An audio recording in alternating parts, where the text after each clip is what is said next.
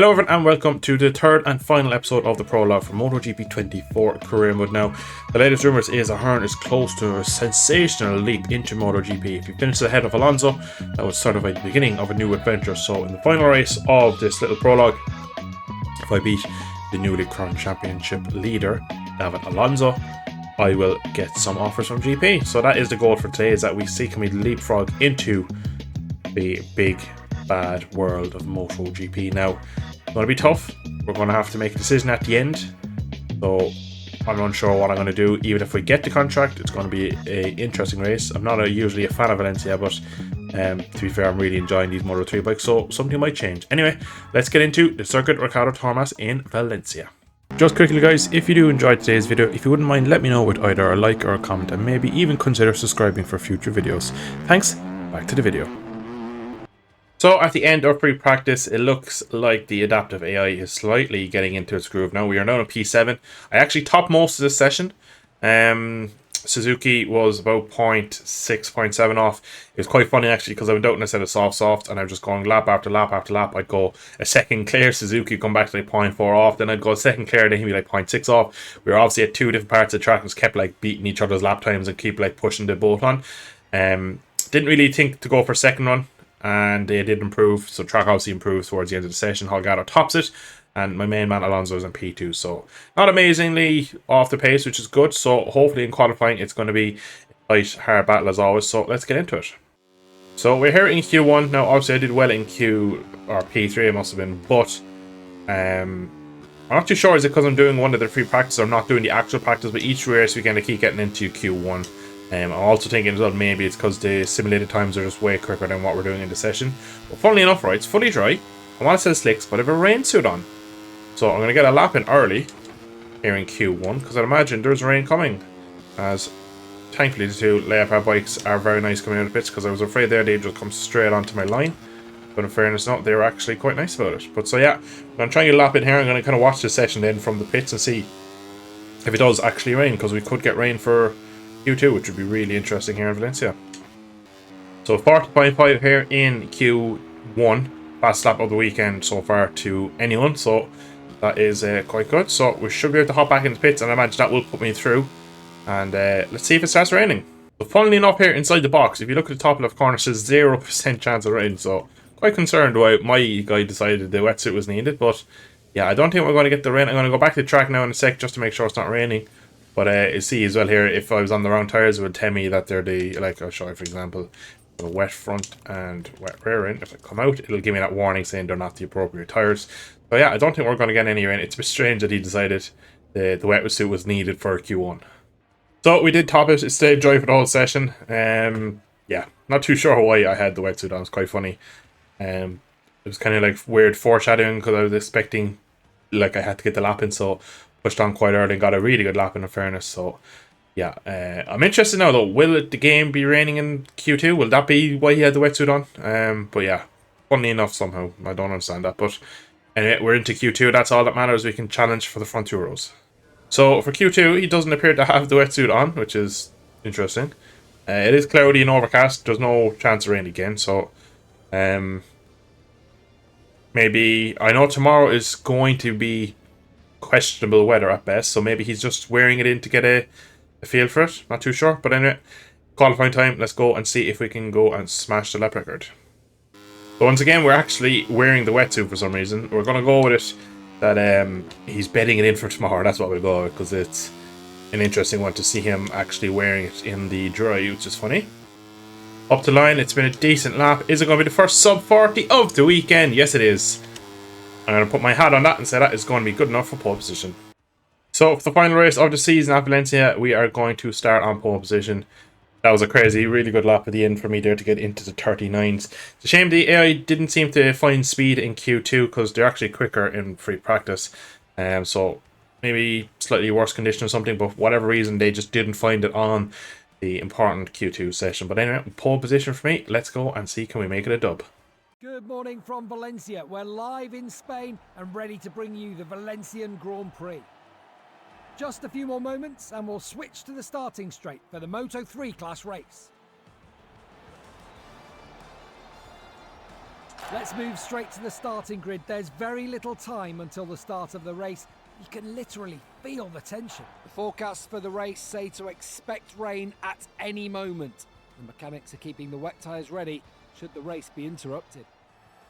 So once again, Gavin Emmett has given us a golden nugget of information there. So it's expected to go cloudy to rain pretty early on. At the moment, there's 0% chance, but I reckon as soon as we get on track, that will go. I'm actually, because it's raining, I suppose the recommended tyre is soft. I was going to go mediums for the race if it was a full length one, even though I haven't ridden them all weekend, but I know for a fact it's going to rain at some point, so I'm going to just go softs and just kind of stick in with that and just make sure that we kind of keep ourselves in the pack at the front until we get to the rain, because again, we might see some really different upside down grid when we get to the rain, but nonetheless, let's get into this one. Riders in position, the green flag waving at the back of the field. Maximum focus now. Only a few seconds before the start of the Valencian Grand Prix.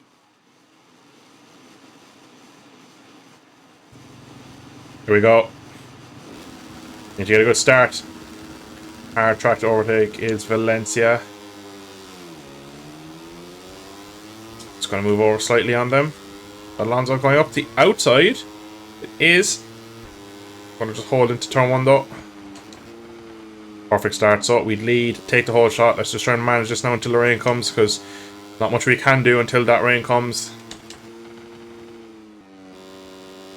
Shame really that the rain is coming, because I think we could have a lights of flag victory here if it wasn't for the rain, and the rain's going to be such a leveler because nobody's ridden it all weekend. It's been dry up until now, so my chances of being in GP. Oh, we got a track limits warning. I did not think we went off the curb there, to be honest. Maybe slight mistake there for me. It must just drop the back of the bike over the edge of the curb, but nonetheless, I'll take it because, to be honest, we should be comfortably able to win this race. I have had speed all weekend. I feel really good. The bike was brilliant around this track, so I'm quite confident that we can win it. But again, it's just a shame that we're going to have to go to the rain, because that could be a big upset in the race, and we could really risk our chance of getting into GP just on the rain. But hopefully we were quick in Sepang in the rain, so let's see what we can do. Track limits warning for David Alonso, so we're one apiece now, which is interesting. The two main man, and it's Rueda now into P2, so this is going to go very well for my chance of getting maybe potentially GP offer. It looks like actually Rueda and Holgado have more speed, because they're reeling in slightly, and Alonso looks to be dropping. We got a flag in sector 3. Can't see who it is. Shame at the moment we don't have the crash warnings and stuff like that in game, the crash icon saying who's crashed, because it would be very useful in these races. If you look at lap time, Kelso's done. Oh, I've just beaten it. It was a 41.4. That's quicker than they went to qualifying. That's a shame, because that could have been close to like being a bit closer to me if they could have done that. So I think at the moment they are learning throughout the races, and I think, to be honest, right, never mind the adaptive AI, I think I'm just too quick at this track for them. Oh, Holgado now with a warning, so they look like they are pushing the boat on. Alonso down to 5th. Versata, the man who's in everyone's career mode making moves, is up into P3. No doubt my teammate will be on the back of me pretty shortly. Versata into the 36s in this lap. Half race distance. I've been taking it very easy under investigation. Esteban and Lynette, I believe, I think so. But as I was saying, I'm taking it quite easy because I want to make sure the tyres go the length of the race, because I don't know at what point the rain might come, and it may not come. That's the thing. So I was thinking after basically I selected the tyres that maybe they actually, it mightn't come, and it might come at like the last couple of laps and we have to finish the race on these tyres, which is something why I've kind of gone low power mode and just trying to basically restrict my pushing. Now we have a second Holgado, I'm just kind of managing that. I'm not really pushing on. Done one quick lap, broke them slightly, and I'm just trying to keep it there really. So trying to bring it home as slow as way as possible. I'm just managing these tyres on this little Moto3 bike. Fastest lap on track to a certain Kurosata. So as predicted, he is moving now. So he is into P2, so we're going to have a battle with our teammate. So I'm actually looking forward to him catching me, because he is literally a kamikaze in the races. He finds so much speed, it's brilliant. He's there, and we're under, like, so we're on to do a low 40, and he is absolutely all over me. So maybe I'm not too correct by saying that I'm too quick for the eye. Surely Josh Watley has a long lap by now. His name pops up every 2 seconds. Alonso up to 6, so Alonso really struggling here in Valencia, which is really good for me because we don't need to win the race now. Just need to stay ahead of him. Felipe Farioli, my teammate, goes for around the outside. And also gets a track limits warning for himself. We'll leave him lead. Leave him do the donkey work.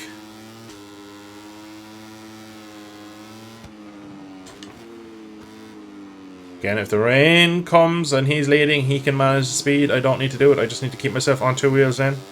Looks like Holgado as well has found a very, very good second wind. Just been a fast lap from Rosata. Yeah. Almost down to what I did in pole position, which is really, really impressive. And to be honest, I don't have that speed to go with him. He's wide in one. Aspar. Shortly, surely that's the long lap. There it is. Oh, rain. Oh, it's coming at a weird point. We've 2.5 laps left. What do we do? Do we try and consolidate and hope it goes to rain? Is it going to be called a result? Are we going to just finish the race on these tyres? Old pack is coming back at me, so maybe I'm starting to struggle a bit more than I thought I did. So we're going to actually start pushing a bit more, which is dangerous on worn softs in wet conditions, pretty much. Suzuki now to pass the top of the race, so they have found some serious second wind.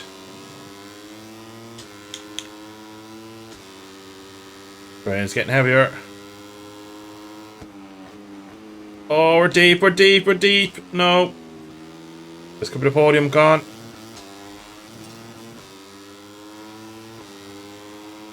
Look at the speed they have in these conditions. I wonder if they got mediums or something. Did I miss a trick here by going on softs?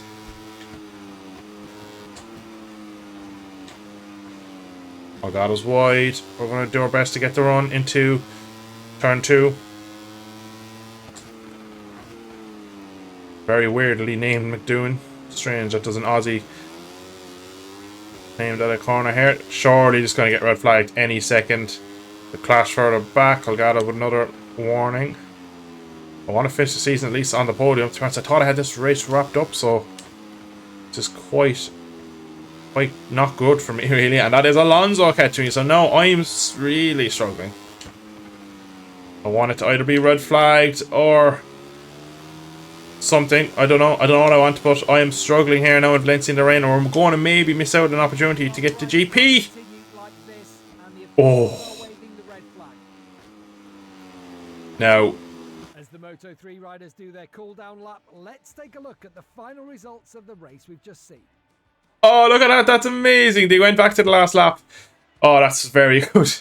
Oh, the pressure's off in there. So we end up getting P3. We get the podium in the end.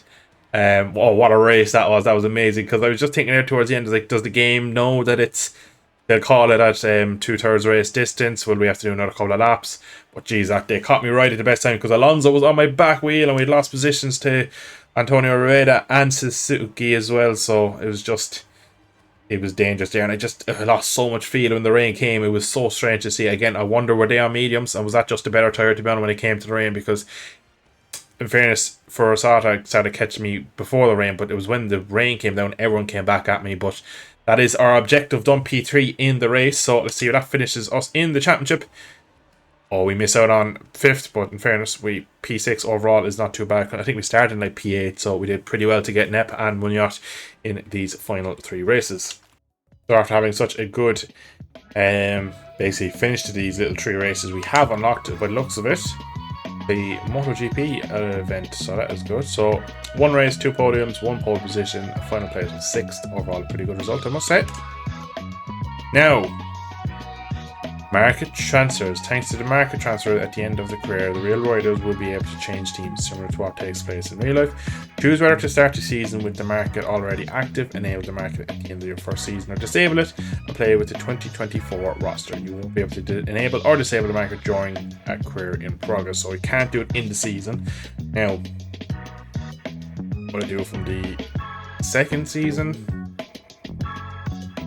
I think do it from the second season. So the first season is just the normal roster, and then from there on, I think it's the best way to do it. Doing it in the first one is going to get crazy. I'm going to actually go for the second season. I want a normal kind of vanilla season first, and then we'll go from there. So we're gonna do that, and then yeah, from the second season on, then we'll have drama. Look at us, we have a lot of options. We have a lot of options. So because of the Honda Team Asia, we have gotten Honda offers straight away. I do not know what to pick. Alright, I'm gonna take a little time and I'll come back to it and I'll explain my decision when I'm ready. So I've yet to make a decision. I've gone to the bathroom, I've come back, I don't know what I want to do. I'm going to do it by like a process of elimination of teams I don't want to write for. So, alright, straight away, I'm not going to sign for Idemitsu. So that's one gone. I'm one sign for MLAV, as that's a British team for bringing through British teams, and there's a very heavy clash there with me being Irish. To be fair, the SICK 58 one as well is kind of an Italian only team. I know they've had some other riders, but it's like Varioli is their main man. And I got Honda Team Asia. As much as I've had a great time with them, they're also a Japanese team. So I'm going to leave the three of that's basically Moto 3 gone. It's one of the MotoGP teams gone. There's no kind of clash in either of these. That's last year's livery as well, which is a bit annoying. The Red Bull one, which is still on Olin's, believe it or not, which is wrong. So I've finally made my decision. It's probably been about 10 minutes. It really is that hard because it really changes what I do for the next couple of seasons, what I pick here. Decision I have made is LCR Honda. I have a whole, before the game came out, I had a whole storyline planned that I will be able to kind of continue if I go with LCR Honda. So we're going to go with them. We're going to go straight to GP. Like I said, I will go back at some point when we get to new liveries and do a season in Moto 3 and Moto 2. I would probably do it in season mode though. I'd probably do it like a championship mode where I might pick like Fermin Alligator and trying to win the championship, and I might pick David Alonso or Polgado and try and win a championship. So yeah. You can see the bike statistics for my Honda 111011, so, and fuel consumption is high, so it's a pig to ride. It's not very good and it's heavy on fuel. Great. Look at that. I love the Irish 98. Look at that. How sensational does that look on that bike? Yeah, we're gonna have to match I'm gonna have to get rid of that bot thing, make a proper Dill 469 butt patch. That'll be something I'll make and put into the game at some point. But yeah, for now, we're going to leave it here on this screen because just look how bloody beautiful this is. Yeah, Honda's a bit of a pig. Our time to try and resolve that and see how we go on. I actually really like the Honda in this game.